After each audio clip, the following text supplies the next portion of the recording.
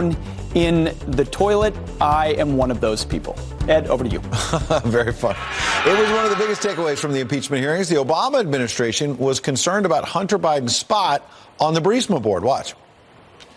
Although I have met former Vice President Biden, neither he nor the previous administration ever raised the issue of either Burisma or Hunter Biden with me. You testified that in this particular practice Q&A with the Obama State Department, it wasn't just generally about Burisma and corruption, it was specifically about Hunter Biden and Burisma. Is that correct? Yes, it is.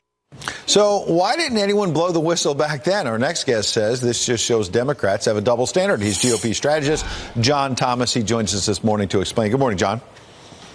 Morning, Ed. It really does underscore that the Democrats don't care. They don't care when their team breaks the law, because it's crystal clear that the Obama administration understood that this was a liability for Hunter Biden, and not just a political liability. This was a political nightmare, but they decided to look the other way on that issue. But when it comes to Trump, they can't control it. But on that point, you just said that Democrats look the other way when someone breaks the law. What law did Hunter Biden break? Well, look, it's a corruption issue. He's abusing his relationship to his father to get special access and influence to the United States government.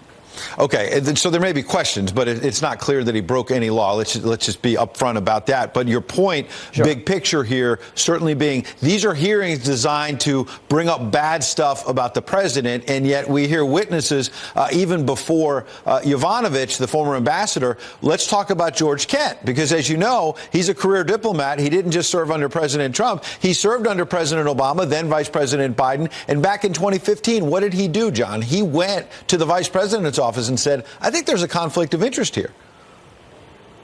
Yeah, well, there's more than just it's more than a conflict of interest. I think the challenge is, look, we should be hauling in Hunter Biden to find out how did he get the job? Why was he qualified to get the job? Was this the only job that he got for a foreign government while his father was vice president and oversaw a territory like the Ukraine? But Adam Schiff and the Democrats don't want to have that conversation because they want to make this all about the president and not their hypocrisy on this issue. Well, as you know, the ranking member of this Intelligence Committee, Devin Nunes, tried on his witness list to get Hunter Biden to come in as a witness, and that was shot down by Adam Schiff. So when you have all of these quote-unquote star witnesses who are supposed to have bad information about the president, but then they also come forward and say, well, there were actually problems back in 2015 or so with the Obama-Biden administration.